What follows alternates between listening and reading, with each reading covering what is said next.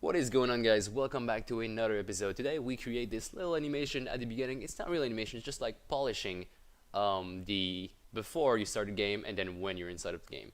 So once we press on start, you're going to have this going on. You have like some kind of different camera angle. You also don't see the menu at the top left. Now once we click, we have the rotation. You see the menu at the top left, and we just go straight into the game super fast.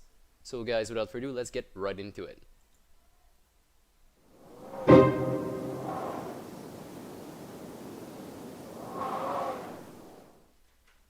Alright, so just like in the real game, we're going to have a little segment at the beginning of our game scene that just shows like menu stuff, that just shows options that you can take. Now, for the very first part of this Subway Surfer or Subway Surfer Part A, it's not gonna show much. It's just gonna like give you a small preview of some items in the background, and then once you tap, you're gonna jump right into the game. So we're gonna go ahead and do that today. We are going to set up the camera angle and also the little scene we're gonna leave here. So fairly simple stuff. Let's go ahead and start with the script. Then we can go on and actually play around with the items we can put there. So in terms of the script, we're gonna go under the camera script, which is I guess the follow player. I'm going to open this. Oh, actually, this is not the follow player. My bad. Where is the camera script? Camera motor over here. Let's actually open this one up inside of our favorite editor as soon as mine is not freezing anymore. Okay, so this is our basic camera script. All it does is really just follow our Pingu. It stays on the same level, as you can tell, on the same x-axis. It does move in Y just a little bit, so that's something we can adjust if we don't like. But what we need to do over here is we need to set something at the beginning where it's actually not looking at the player. It's just looking at where we place the camera, so it's not moving in any way. And then once we're ready, we can jump right into making this move. Alright, so right now in our camera script, we're gonna head at the very top, create a new field, a public boolean, and this one's gonna be a property, so I like to start those with a capital. Is moving. Something simple like that. Set get, like I said, that's gonna be a property. And once we start at the very beginning, since we declare a bool, we don't put any values in it, it is by default false, which is exactly what we want in this case. So we're gonna say if is not moving, so notice this little exclamation sign. If we're not moving, simply return, we're going to skip this update. So at the very beginning, once we start, nothing is moving at all, so nothing is happening. Let's actually go right into the game. We're going to choose our camera, which is right here, and then I'm going to hit Control, Shift, and F on the keyboard. As you can tell, when we do that, it actually takes whatever angle you're looking at in the scene, and it just puts your camera here. So if I just paste it here, as you can tell, we get this in the game preview. Now, what I'm trying to do here at this point is give some kind of angle where the player could simply... Oh, that's the canvas, my bad. Where the player could simply just chill and... like in the real game, he's like drawing graffitis on the train or something, but we're gonna have something different, of course, in this context. So maybe give it some kind of angle like that, and then let's hit play. Now when that happens, did we get an actual modification on the camera? I think we did, yeah. So as you can tell, the position up here, we're at 2.1, 1.5. Once we hit play, it still moves. So we are looking at changing this thing here, because in the start, we move the camera, so I don't actually want to have that anymore. I'm gonna go ahead and delete it, compile again, then hit play, and now we have this preview. Once we click, this happens. So after we click, we need to restore our camera to a working state. Now all of this is gonna be done in another script. Actually, it's gonna be done in the game manager. So let's go ahead and open that one as well, and let's find the proper place when we can start moving our camera. So if we just head down a little bit, we have the if mobile instance tap and the game is not started. So if we tap on the screen and the game is not started, this is actually where we're going to say, well, now is the time to actually start the game, right? So we can do another find object of type. It's not really the best operation to do. It's quite expensive, but since we're only going to be doing it once, I know this isn't an update, but only once are we going to tap the screen and the game is not going to be started, because after that this is going to be equal to true. So it's not that expensive, and it's a really easy way, easy/lazy way to find your camera motor. Since we only have one, we're not going to get any issues. The best way would be to create another field at the top here, then link them together, but you know, that makes our script a little bit more dirty. So what do we do here? Well, once we have the actual camera motor, we're going to take the property, which is moving, and we're going to set it to true. At that point, the camera is going to slowly, well, not slowly, it's actually going to snap to the player, but it's not going to fix the rotation, as you can tell. So we have to do something more, and that something more is going to be done in the camera motor. Alright, so let's head back into the camera motor, double click on it, press F12. That's going to get you right into the script, and in here we are going to have to do something about the actual rotation of this thing. So I'm going to add a new field, call it public quaternion, and that's going to be the rotation, or desired rotation.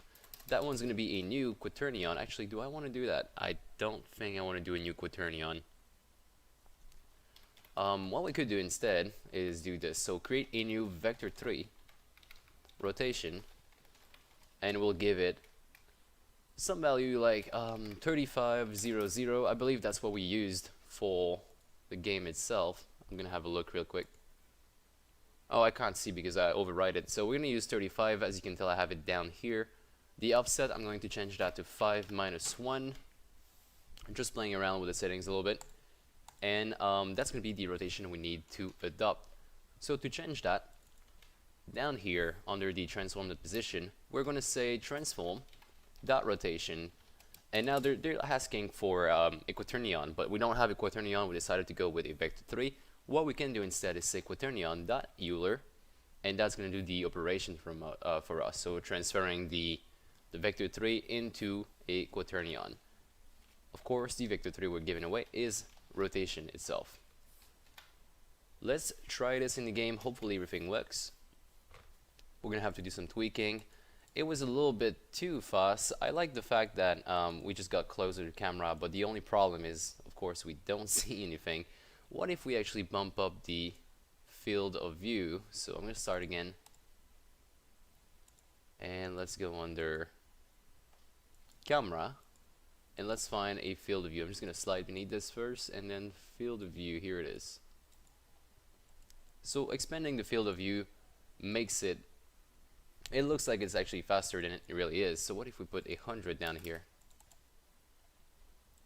Do we actually see our player on the left and right? That's the only thing I'm actually worried about right now. So I'm going to stop the game completely, go under the camera, put it on 100, and if we can see the player, I will be rolling with that. And of course we can. So definitely that's my new settings for my camera. We do have a problem at the beginning where it just translates so fast. So what we can do instead is actually take this side here and turn that into, and just like we turned that here into a lerp, we're going to do the same thing with the quaternion. So we're going to say quaternion.lerp, and now that's going to ask us for quaternion A, which is transform dot rotation, our current rotation, and then the one we want to achieve. So we had it a second ago was the quaternion dot Euler with the rotation in here. Then it will also ask us for a float transition. I like to put something really fast, so 0.1 is going to be extremely fast. You could also put time.delta time in there, and we get something swift like that, so I like that. Alright, so now at this point we have the rotation going on. This works at the beginning, it's super fast, it's clean. What you can do is go ahead and start playing with your settings here with your camera angles. So I'm gonna go under game object, align view with selected, which is going to bring me right here. And now with my camera selected, I'm just gonna move this, do some Control Shift F so I can have some angles going on. Maybe something like this. I want to see the pingu, that's for sure, but I also want to have enough space in the back to put some items. So this looks fine to me. I'm gonna go ahead and start putting some items down. Now in the prefab folder we have a bunch of things we can use. We can use a bear. I don't see the point of using that though. We can use a cabin. Cabin could do the work here. Of course, this is a little bit too big for our little boy, so might want to reduce the size of it. Anchor it in the ground. Notice that it's going to be a little bit different on different devices because your save zone, where you actually put, how to explain this, different devices are going to have different resolution, and you might crop a little bit of this on this side here. So be really worried about that in case you want to put anything really specific around the edges. So what else could we put? We have this. We have I'm going to put another glacier here for sure. So something in the back right around here. This one's not going to be destroyed. This one's just going to stay there. It's like very few items that we can afford to leave here. Alright, so I've made something really simple here. It doesn't look that good in the scene, but in the game scene, as you can tell, it gives some kind of room to put some other stuff. Now, the next part of this tutorial is going to be about hiding this right here at the very top, hiding these value when we're not in the game. We don't want to be seeing them at the very beginning because they're kind of useless. Instead, we'd like to put some kind of splash screen at the very top here. I'm actually physically touching my screen, showing you where I realize that you don't see my fingers. So about right here, we could put a splash screen instead of putting those little values. So I'm going to go ahead and let's find a way to actually hide that. Should be quite simple if we head under, should we do canvas? We have the scores, that is the scores, and that would be the def menu at the top. So we're going to find a way to just wrap everything beneath a game UI and then a menu UI. So under the canvas, I'm going to right click, create a new panel, make sure that this one takes the whole screen, so this is perfect, and this is going to be the game menu. Now I'm going to take the score, drag and drop it right here beneath the game menu, and we're going to find a way to actually hide this whole thing, whatever it is, by doing an animation that goes like that, or by, you know, just doing a fade in fade out could work. Yeah, actually let's do a fade in fade out. It's been a long time since we haven't done one. So first off, I'm going to remove the image. This way we only have the parent object with nothing on it. Then I will be adding a canvas group to it, and we'll be playing with these value over here, so the alpha value. Nothing on this menu is clickable as far as I can remember, so I'm going to make sure I uncheck interactable and block raycast. We do not want those. Having this done, it is now time to actually get this canvas group in our script. So let's open up the game manager, and inside of this one, I'll go at the very top here under the UI and the UI field, public canvas group game canvas. We'll assign that with a drag and drop, and then once we start the game, we're gonna say game canvas. Actually, we need to do some kind of fade in fade out animation, so maybe we want to be using animator. That would be quite cool. Let's create a new field again, public animator, and in that animator we'll say game canvas. You know what, we are going to remove the canvas group field. Sorry about that. We're only going to be keeping the game canvas animator instead. So with the actual game canvas, we're going to go down here under the tab, and we're going to say game canvas set trigger, and the trigger is going to be show. I think that's the only piece of code we need at that point. The rest is going to be all done through animations, and it should be quite simple. So that's my new favorite way of actually animating the menu, using a animator. It's quite obvious, but I wasn't using it before. Now I really enjoy doing it. Let's right click on animation. We're going to create a new animator controller. This is going to be the game menu. Now under the game menu, we need to have a new animator here as well. Let's drag and drop the game menu in here and press Ctrl and 6. This is going to bring up the animation window, or you can find it under window, animation. From here, I am going to put it down there, and then we're going to start creating some animation.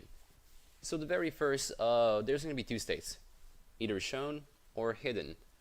For the very first one, let's use shown. So we're going to go down here, hit create, call this game menu underscore show. Now, what are we going to be animating? We could be animating the alpha like we said a second ago, or we could be animating the position. I think I'm actually going to be animating the alpha like we mentioned. It's been a long time since I haven't done that. I think it could look good here. So I'm going to go ahead and click on the record button, and then we're going to just move this alpha around so it has a keyframe, but make sure you put it back on 1. So that is when it's showing. Now let's click at the top right here, create a new animation clip, game menu, and hide. As far as the hiding goes, click again on the record button, play with the alpha, put it at 0, and that's it. That's all we actually need. Fairly simple, right? So we have these two animations, the game menu hide and the game menu show. We have to put them now in our animator. Let's double click on our game menu animator. As you can tell, they just popped out here. That's perfect. In case they don't, because sometimes they don't for some reason, make sure you go ahead and right click anywhere, create a new state, empty, give it a name at the top here, and make sure you change the motion. The motion would be either hide or show. But in our case, it actually created them for us. So at the very beginning, when the game starts, we don't want to be showing that. So we want this to be on the hide. To do this, we are going to right click on hide, set as default layer. Now, once the game starts, it's going to go right here. And then, after that, we have the any state.